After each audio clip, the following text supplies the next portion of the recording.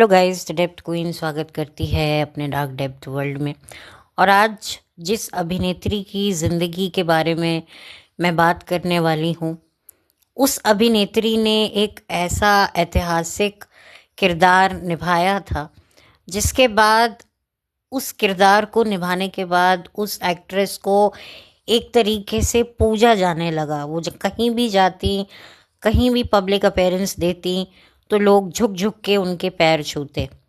मैं बात कर रही हूँ अनीता गुहा जी की, जिन्होंने एक बहुत ही मशहूर माइथोलॉजिकल मूवी जय संतोषी माँ का जो मेन कैरेक्टर है संतोषी माँ का, जिसके इर्द गिर्द ये पूरी कहानी चलती है, वो किरदार अनीता गुहा जी ने निभाया था। ये फिल्म आई थी 1975 में और इस फिल्म को इतना लोगों ने पसंद किया था कि लोग जब इस फिल्म को देखने सिनेमा घर में जाते थे तो अपने चप्पले जूते उतार कर जाते थे। इस मूवी को इतना पसंद किया गया था और इसके गाने आज भी सदाबहार हैं। आप इन गानों को अगर आज भी सुने तो आपको ऐसा लगेगा ही नहीं। इनफैक्ट अगर आप ये फिल्म भी देखेंगे तो आपको ये फिल्म बहुत अच्छी लगेगी। हालांकि उस ज़माने में इतने वीएफएक्स, एआई वगैरह तो कुछ था नहीं, लेकिन उसके बावजूद भी जिस तरह के इफ़ेक्ट्स इस मूवी में डाले गए हैं, वो आपको देखकर हंसी नहीं आएगी। ठीक है, कुछ लोगों को शायद हंसी भी आए, लेकिन आपको पता चलेगा कि उस ज़माने में जब इतनी आधुनिक सुख सुविधाएं नहीं होती थी तो कितनी ज़्यादा मेहनत होती थी।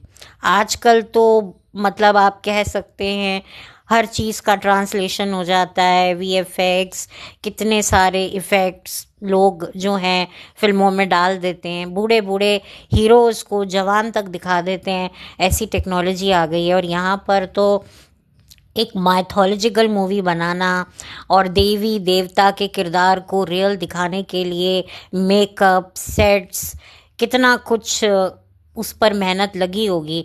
और मैं जहाँ तक जानती हूँ मेहनत तो काफ़ी लगी होगी, क्योंकि उस टाइम पर इतनी हाईटेक सुख सुविधाएं नहीं थी। तो उस ज़माने में इतना बेहतरीन किरदार अनीता गुहा जी को मिला था। इससे पहले भी अनीता गुहा जी ने कई फिल्मों में काम किया, ब्लैक एंड वाइट मूवी में भी काम किया, और इन्हीं पर फिल्माया गया एक गाना था जो शायद आप लोगों ने कभी ना कभी अपनी माँ या अपनी नानी के साथ बैठकर रेडियो पे सुना होगा। और वो गाना था, वो भूली दास्तां लो फिर याद आ गई, नजर के सामने घटा सी छा गई।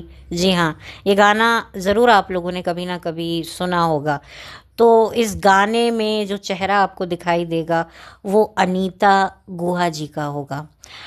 और मैं आपको बता दूं कि जिस तरीके से मैं हमेशा एक बात कहती हूँ कि ये जो जितने भी ये बॉलीवुड के जो लोग होते हैं, बॉलीवुड के जो करता धरता होते हैं, ये लोग चमक धमक ज़िंदगी अपनी दिखाते हैं, लेकिन उसके पीछे एक बड़ी ही काली सच्चाई छिपी हुई होती है। लेकिन आपको मैं अगर ये कहूँ कि ये अभिनेत्री जो इतना मेकअप करती थी, उसके पीछे एक बहुत बड़ा सच छुपा हुआ था। और वो सच ये था कि इनको एक बीमारी थी जिसके चलते इनकी बॉडी पे, फेस पे वाइट पैचेस हो गए थे। ये एक स्किन डिजीज़ होती है। हालांकि अब शायद इसको लेकर थोड़ा बहुत इलाज निकल रहा है, मैं इसका नाम तो नहीं लूँगी, लेकिन ये होती है, एक प्रॉब्लम होती है जिसमें आपकी स्किन पे वाइट वाइट पैचेस होने शुरू हो जाते हैं। चेहरे पर, कुछ लोगों की बॉडी पार्ट्स पर होते हैं, चेस्ट पर होते हैं, हाथों पे होते हैं। और उस टाइम पर तो इतना ज़्यादा इलाज भी नहीं हो सकता था, इतना मेडिकल जो था वो इतना एडवांस नहीं था। वो बात अलग है कि कुछ सालों में कुछ होम्योपैथिक, आयुर्वेदिक टाइप इलाज ज़रूर आए हैं, लेकिन अभी भी इसका जो है एक प्रॉपर मेडिकेशन थोड़ा सा मुझे नॉलेज कम है। मैं आपको बताऊं, मेरे अपने खुद के एक बहुत ही करीबी फैमिली को ये प्रॉब्लम थी, जिसमें मेल थे और उनको उनके फेस पर वाइट पैचेस हो गए थे, हाथ पे। एक्चुअली उनको डायबिटीज़ भी था, जिसके शायद चलते उनको ये प्रॉब्लम भी हो गई। और लेट 90s में ना मेरी एक टीचर हुआ करती थी, मैथ्स मुझे पढ़ाती थी, जो ट्यूशन टीचर थी, होम ट्यूटर थी। तो उनको भी मैंने ये प्रॉब्लम देखी थी, उनके भी हाथ पर, चेस्ट पर ये पैचेस थे, जिसके लिए वो दवाई वगैरह भी लगाती थी। लेकिन कुछ खासा इम्प्रूवमेंट पता नहीं आज की तारीख में है भी या नहीं। वो मैरिड थी और बहुत इंटेलिजेंट थी, और मतलब आप कह सकते हैं कि उनका मैथ्स टिप्स पे था, और एक तरीके से बहुत हाईली उनको एजुकेटेड थी वो मैथ्स में। तो मैंने तो ये प्रॉब्लम को काफ़ी करीब से देख रखा है, तो मैं ये समझती हूँ। और स्पेशली फीमेल्स और एक्ट्रेसेस के साथ अगर ये हो जाए तो कितनी बड़ी दिक्कत होती है। और वो खुद कहती हैं कि बचपन में मुझे मेकअप करने का बहुत शौक़ था, और बाकायदा मैं मेकअप करके स्कूल जाती थी, और मुझे अच्छी खासी फटकार मिलती थी, लेकिन उसके बावजूद भी मेरा मेकअप लगाना कम नहीं हुआ। और आज देखिए कि मैं मेकअप इस वजह से कर रही हूँ क्योंकि मेरे चेहरे पर वाइट धब्बे पड़ गए हैं, और जिसको छुपाने के लिए मुझे मेकअप करना पड़ रहा है। यानी कि मेरा बचपन का शौक़ आज मेरे लिए एक मजबूरी बन चुका है। तो ये बहुत ही ट्रैजिक इनकी लाइफ रही। इनकी शादी हुई, इनके हस्बैंड भी एक्टर थे, लेकिन इन्हें मदर बनने का सुख नहीं मिला क्योंकि इनका कोई बच्चा नहीं था। फिर इनके हस्बैंड की डेथ हो गई, और ये इतना ज़्यादा सेटबैक में चली गई, और फिर इन्होंने नोटिस किया कि इनके चेहरे पर, बॉडी पर जो है ये जो एक डिफरेंस इनको देखने को मिला, वहाँ से इन्होंने डिटेक्ट किया कि मुझे तो ये प्रॉब्लम शुरू हो गया है। खैर 2000 आई थिंक 7 में इनकी डेथ हो गई, और इन्होंने जाते वक्त ये कहा था कि जब मैं मरूं तो मेरे मृत शरीर पर अच्छा खासा मेकअप किया जाए, जिससे लोगों को मेरे बॉडी पर या मेरे चेहरे पर वो वाइट पैचेस ना देखने को मिले। और इनके हस्बैंड के जाने के बाद जो है इन्होंने एक बच्ची को अडॉप्ट कर लिया था, और काफ़ी डिस्टर्बिंग लाइफ रही इनकी। इन्होंने माइथोलॉजिकल फिल्मों में माँ सीता के भी रोल किए। तो आप कह सकते हैं कि ये जो ग्लैमर इंडस्ट्री में कई ऐसे चेहरे होते हैं जिस चेहरों के पीछे इतना गम छुपा हुआ होता है। अक्सर मैं ये बात कहती हूँ, लेकिन कुछ मजबूरियाँ भी छिपी हुई होती हैं, कुछ बीमारियाँ भी छिपी हुई होती हैं, जिसे ये लोग मेकअप में छुपाते हैं, और ये अभिनेत्री भी उनमें से एक थी। तो आप सोचिए कि जिसने जय संतोषी माँ का इतना मेन लीड किरदार निभाया, उसकी खुद की ज़िंदगी में संतोष नहीं था। उसकी खुद की ज़िंदगी में कितनी इच्छाएं थीं जो पूरी नहीं हो सकीं। ये एक्ट्रेस जिसने माँ संतोषी बनकर फिल्म में न जाने कितने दुखियों को वरदान दिया, कितने दुखियों की पीड़ा को हरा, लेकिन असल ज़िंदगी में उनकी पीड़ा को हरने वाला कोई नहीं था। और बहुत ही ज़्यादा मतलब आप कह सकते हो कि वो बिल्कुल अकेली थी, और बहुत ही ज़्यादा तन्हा थी। लेकिन वही वाली बात होती है कि हम किस तरीके से जो है, आप देखिए ना, हम इतना लोगों को जो किरदार निभाते हैं उस किरदार को इतना हम सच मान लेते हैं कि उस किरदार को ही हम ये समझने लगते हैं कि ये वही है। जैसे कि अनीता गुहा जी ने जय संतोषी माँ का किरदार क्या निभाया, तो हर किसी ने इनके आगे जो है नतमस्तक होकर, असल ज़िंदगी में भी लोग इनके पैर छूते थे, इनसे आशीर्वाद लेते थे। और सोचिए कि जिसका आशीर्वाद ले रहे हैं वही शख्सियत को खुद आशीर्वाद की, सहारे की, प्यार की, ममता की कितनी ज़रूरत थी, क्योंकि उनकी खुद की गोद सुनी थी और पूरी दुनिया उनको माँ संतोषी के नाम से नमन करती थी। तो ये बड़ा अजीब है, किस्मत का खेल वाकई बहुत निराला है। कहते हैं ना, कोई ओढ़े शाल दुशाला, कोई ओढ़े कंबल काला। तो ये बातें बिल्कुल सही होती हैं कि क्या कह सकते हैं, ये चमक धमक किरदार निभाने वाले चेहरों के पीछे कितना गम होता है, कितना दुख होता है, कितना संताप होता है, जो हमें नज़र नहीं आता। कब पता चलता है? जब वो लोग इस दुनिया से जा चुके हुए होते हैं। एंड ऑफ कोर्स जो भी इस प्रोफेशन में ये लोग फेस करते हैं, जिस तरह का टॉर्चर, जिस तरह की ग्रुपिंग स्कीमिंग ये लोग झेलते हैं, वो तो खैर उसकी बात तो बिल्कुल अलग ही है। और इतने भीड़ में रहने वाले लोग, ये कहीं भी जाते हैं, लोग इनको देखने की चाह रखते हैं, इन्हें छूने की चाह रखते हैं, इनसे मिलने की चाह रखते हैं। लेकिन असल ज़िंदगी में ये लोग कितने अकेले होते हैं।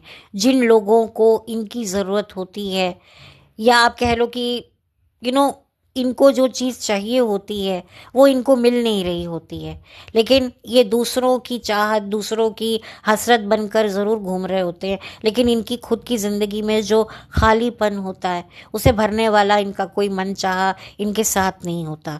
कभी कभी ये खुद की ये वजह होते हैं, तो कभी कभी कुदरत वजह बनती है। जैसे कि अनीता गुहा माँ बनना चाहती थी, उनको माँ बनने की इच्छा थी, लेकिन वो इच्छा पूरी नहीं हुई। ये बहुत बड़ी एक औरत के लिए एक सबसे बड़ा वो एक हार मानती है, जबकि मानना नहीं चाहिए कि मैं माँ नहीं बन सकी, मैं वो मदरहुड, मैं एक जीव को अपनी कोख में नहीं 9 महीने पाल कर इस दुनिया में ला सकी। ये एक औरत की खुद की एक सोच होती है जिसकी वजह से दुखी होती है। देखिए, दुख वही होता है जो आपको तकलीफ़ देता है, जो आपके लिए बहुत बड़ा होता है, जो सिचुएशन आपके लिए आप उसको हैंडल नहीं कर सकते हो, आप उसको संभाल नहीं सकते हो, वही आपके लिए प्रॉब्लम का कारण बनती है। लेकिन अगर कोई औरत ये सोच ले कि पूरी दुनिया के बच्चे मेरे बच्चे हैं, मेरा जो मदरहुड है वो एक 9 महीने एक जर्नी को पूरा करके कंप्लीट नहीं हो सकता। तो अगर कोई औरत ये सोच ले तो उसको माँ ना बन पाने का कोई दुख ही ना हो। मैंने कई ऐसी माएँ देखी हैं जो माँ तो बन जाती हैं, लेकिन माँ का सही मायना उनको पता नहीं होता। सेक्रीफाइसेस, एडजस्टमेंट जो एक माँ अपने बच्चे के लिए करती है वो करना ही नहीं चाहती है। तो फिर इससे तो बेहतर है। और कुछ ऐसी भी माएँ होती हैं जो सिर्फ सोशल प्रेशर की वजह से माँ बनती हैं, लेकिन उनको बच्चों को पालना तक नहीं आता है, संभालना तक नहीं आता है। अरे छोटी से छोटी जिम्मेदारी भी समझना एक माँ की उनको नहीं आता है। वो अपना बच्चा इसीलिए इस दुनिया में लाते हैं कि दूसरे उनको पाल सकें। अपने खुद के हट्टे कट्टे बच्चे को वो दूसरों के लिए लाइबिलिटी बना देती हैं कि ये पालें मेरे बच्चे। क्यों? क्योंकि मेरे पास दौलत है, तो मैं दौलत फेंकूंगी और मेरा बच्चा कोई और पालेगा, और अगर कोई नहीं पाला तो फिर मैं उसको छठी का दूध याद दिला दूंगी। ऐसी भी औरतें होती हैं जो डंडे से दूसरों से अपने बच्चे को ज़बरदस्ती पलवाती हैं। अब कुछ ऐसी औरतें होती हैं जो मतलब बच्चा पैदा नहीं करना चाहती हैं, लेकिन प्रेशर में आकर बच्चा हो जाता है और उस बच्चे को पाल रही हैं और अपनी चाहते हसरतों के गले घोंट लेती हैं कि नहीं यार, कुछ भी हो जाए मैं अपने बच्चे के लिए इतनी सेल्फिश नहीं हो सकती। तो दुनिया में बहुत सारी औरतें हैं और उनका एक अलग तरीके का प्रॉब्लम होता है, लेकिन मेरा कहना ये है कि माँ ना बन पाना पता नहीं क्यों औरतों के लिए एक बहुत बड़ा एक अभिशाप क्यों मानकर बैठी हैं। और पहले की ज़िंदगी में तो ये चीज़ बहुत होती थी। अगर कोई औरत गलती से ये कह दे कि मुझे बच्चे नहीं चाहिए, तो पता नहीं समाज उनको किस नज़रों से देखने लगता था। खैर, अब औरतें भी खुलकर अपने मन की बात रखने लगी हैं कि भाई हमें नहीं चाहिए रिस्पॉन्सिबिलिटी। लेकिन वही वाली बात है कि लोग जज करते हैं कि भाई क्यों नहीं चाहिए, क्यों नहीं चाहिए। अरे नहीं चाहिए तो नहीं चाहिए। एक आदमी बोल दे कि भाई मुझे बच्चे नहीं चाहिए, तो उसको इतना ज़्यादा प्रेशर में नहीं डालते हैं, लेकिन औरत को कुछ ज़्यादा ही प्रेशर में डाला जाता है कि तुम औरत होकर ऐसा कैसे सोच सकती हो। कौन औरत माँ नहीं बनना चाहती? भाई आज की औरत ये समझती है कि किसी जीव को इस दुनिया में लाकर उसको ठीक से संभालो नहीं तो वो गलत नहीं है। सिर्फ एक सोशल प्रेशर के चलते आप बच्चा पैदा कर दो और उसके बाद आप बच्चे का ध्यान ही ना दो, उसकी केयर ही ना करो, उसकी जो बेसिक नेसेसिटीज़ हैं वो भी आप ना समझो, तो क्या वो गलत नहीं है?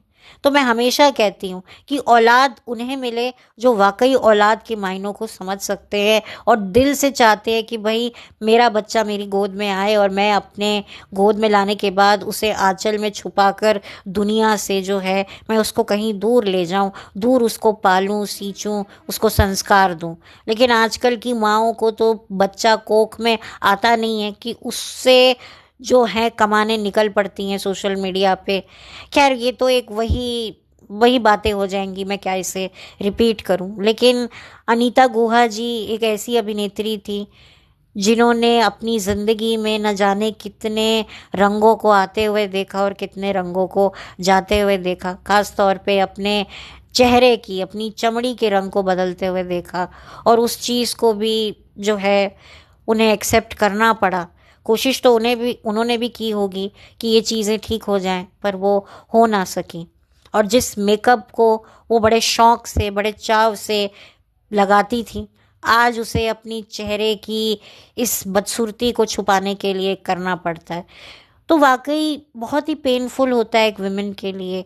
और धीरे धीरे जब वो अपने शरीर में जिस तरह के बदलाव देखती है, तो डेफिनेटली औरतें थोड़ी डिप्रेस हो जाती हैं, मायूस हो जाती हैं। यहाँ तो उनका चेहरे का पूरा रंग ही बदल जाना, उनके चेहरे पर एक अजीब तरीके की सफ़ेदी आ जाना, जो बिल्कुल उनकी खूबसूरती को, उनकी जो कहते हैं ना कॉन्फिडेंस को लूज़ कर दे। पर उसके बावजूद भी उसको छुपाना और छुपाकर दुनिया से चलना, ये भी एक बहुत हिम्मत की बात होती है। बट खैर, बहुत सारी मैंने देखा है औरतों को इस बीमारी से डरते हुए कि भाई ये बीमारी ना हमें हो जाए, अगर ये बीमारी हो गई तो हम तो बाहर ही नहीं निकल पाएंगे, कहीं हमारा पति ना हमें छोड़ दे। मैंने देखा है औरतों को ऐसे इनसिक्योर होते हुए। तो खैर, फिर भी बड़ी हिम्मत से उन्होंने चीज़ों को हैंडल किया और अकेले अपने आप को संभाला। जैसे भी था, उन्होंने अपनी एक जर्नी को कंप्लीट किया, और इस जर्नी में उन्हें कई अच्छे लोग भी मिले, बुरे लोग भी मिले, पर उसके बावजूद भी उन्होंने जो है पूरा अपनी एज को पूरा करके वो इस दुनिया से गई। अकेली गई, तन्हा गई, मायूसियत में गई।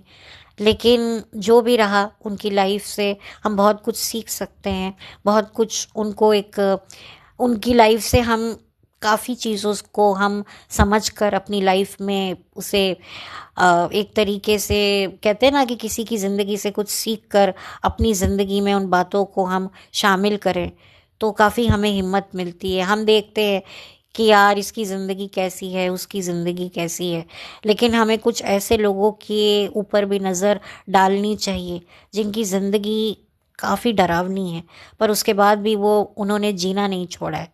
जैसे भी करके वो जी रहे हैं, क्योंकि ज़िंदगी को जीना भी, चाहे आप हिम्मत से जियो, चाहे क्या बोलते हैं, डरपोक होकर जियो, बुज़दिल होकर जियो, लेकिन जीनी तो पड़ती है। लेकिन कुछ लोग कुछ ज़्यादा ही बुज़दिल हो जाते हैं, कुछ आने वाले भविष्य से इतना डर जाते हैं कि उसकी डर की वजह से वो अपनी ज़िंदगियों को तक ख़त्म कर लेते हैं। लेकिन कुछ ऐसे भी लोग होते हैं जिनको पता है कि हमारी ज़िंदगी में आगे शायद बहुत ही डरावने पल आएंगे, पर उसके बावजूद भी वो उन डरावनों पलों का इंतज़ार करने के लिए ही जीते हैं कि चलो यार जो भी होगा देखा जाएगा। लेकिन ऐसे तो हम इस दुनिया से नहीं जाएंगे। कभी आप ज़िंदगी में आप लोगों की वाकई दुख तकलीफ़ों को अगर झांकेंगे ना, तो आपको आपका दुख दर्द कुछ भी नहीं लगेगा। तो ये जो बच्चे नहीं हो रहे, मुझे ये नहीं हो रहा, वो नहीं हो रहा, ये छोटी छोटी चीज़ों से हमें क्रिप करने से अच्छा है कि हम उन लोगों के ऊपर अपनी दृष्टि डालें जो हमसे भी ज़्यादा डरावनी ज़िंदगियों को जीते हैं और उसके बाद भी उसको छुपा लेते हैं, कभी मेकअप से, कभी अपनी झूठी हंसी से, तो कभी चार हिम्मत की बातें करके, लोगों को मोटिवेट करके कि भाई जो मैं ज़िंदगी जी रहा हूँ वो ज़िंदगी आप मत जियो। मेरे अंदर तो बहुत सारे डर अंदर समाये हैं, लेकिन आप अपने अंदर कोई डर ना समाओ, आप आगे बढ़ते जाओ। कुछ ऐसे भी लोग होते हैं जो बहुत ज़्यादा कमज़ोर होते हैं, अंदर से उनके मन टूटे हुए होते हैं, लेकिन लोगों में कोई गलत मैसेज ना जाए ये सोचकर वो अपने आप को एक हिम्मत और एक जज्बे की एक मिसाल बनाने की कोशिश करते हैं। हालांकि अंदर से वो बहुत टूटे हुए होते हैं, पर वो ये कहते हैं कि नहीं भाई, हमसे कोई कोई गलत ना सीखे, हम किसी के दुख की वजह ना बने। ऐसे भी लोग होते हैं, बहुत किस्म किस्म के लोग होते हैं। बट खैर, मैं इन सभी लोगों को सलाम करती हूँ। और अनीता गुहा जी को, अब तो खैर उन्हें इस दुनिया से गए हुए काफ़ी साल हो गए हैं, लेकिन जहाँ भी हों उनकी आत्मा को शांति मिले। और लोग छोटी छोटी चीज़ों से इतना ज़्यादा तकलीफ़ हो जाती है लोगों को कि हमारे घर की सेटिंग ख़राब हो गई, ये हमको ये है वो है, ये हमारा घर ठीक से रेनोवेट नहीं हुआ, ये नहीं हुआ। मैं लोगों के दुख सुनती हूँ, लेकिन जब मैं यहाँ ऐसे भी लोगों के दुख सुनती हूँ जिनके दुख कभी ठीक होने ही नहीं वाले, जिनको ऐसी बीमारियां हैं जिनका कोई इलाज ही नहीं है, पर उसके बावजूद भी वो उफ तक नहीं करते, वो छुपा जाते हैं उन सारे गमों को और हंसते रहते हैं कि चलो हमारी हंसी से किसी और को मोटिवेशन मिल जाए। तो कभी ज़रा अपने आसपास ना बगले कहते हैं ना, झांक कर देखना चाहिए। कोई ऐसा कोई शख्स आपको मिल जाएगा जो अपने गमों को छुपा कर बैठा है कि मेरे गम किसी और के दुख की वजह ना बन जाए। तो खैर, ये बातें मुझे लगी कि मैं आपके साथ शेयर करूं। कभी कभी किसी की ज़िंदगी आपको कुछ ऐसा सिखा जाती है जो बड़े बड़े लेक्चर वगैरह जो हमें आजकल सोशल मीडिया पे मिलते हैं वो नहीं सिखा पाते। तो अपने आसपास थोड़ा से अपने आँख कान को खुला रखिए, लोगों की ज़िंदगियों को समझिए और वाकई आप खुद से पूछिए कि क्या हमारा दुख वाकई इतना बड़ा है, या जो हम दुख मना रहे हैं क्या वाकई उसकी कीमत है। वो दुख क्यों हमारे लिए बड़ा है? क्योंकि हमारे पास उसे सॉल्व करने का कोई सल्यूशन ही नहीं है।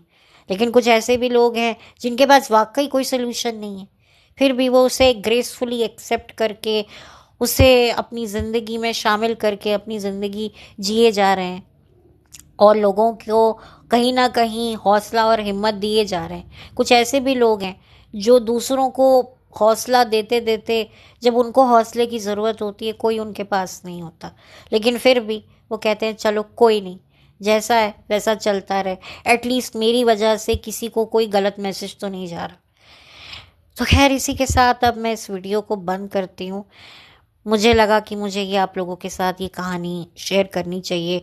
हो सकता है आपने कहीं ना कहीं ये कहानी किसी दूसरे किसी पॉडकास्टर से या कहीं यूट्यूब पर किसी की बात सुनी होगी। अनीता गुहा जी की ही मैं बात कर रही हूँ, उनके बारे में समझा होगा, जाना होगा, क्योंकि कोई छोटी मोटी हस्ती तो वो थी नहीं, बहुत बड़ी हस्ती थी। इन्होंने एक आइकॉनिक किरदार निभाया था जय संतोषी माँ का। और जय संतोषी माँ आप लोग चाहें तो देख सकते हैं, यूट्यूब पर अवेलेबल है। और वाकई पहले के ज़माने में अच्छी धार्मिक फिल्में बना करती थी और उन्हें एक अच्छा रिस्पॉन्स भी मिलता था, और ऑडियंस जो थी इतनी मासूम थी कि वाकई मतलब उस किरदार को उन्होंने वाकई दिल से एक्सेप्ट किया। मतलब एक तरीके से अगर आप सोचिए कि कोई आज भी जय संतोषी माँ का कोई ध्यान करे तो उनको अनीता गुहा जी का ही चेहरा नजर आए।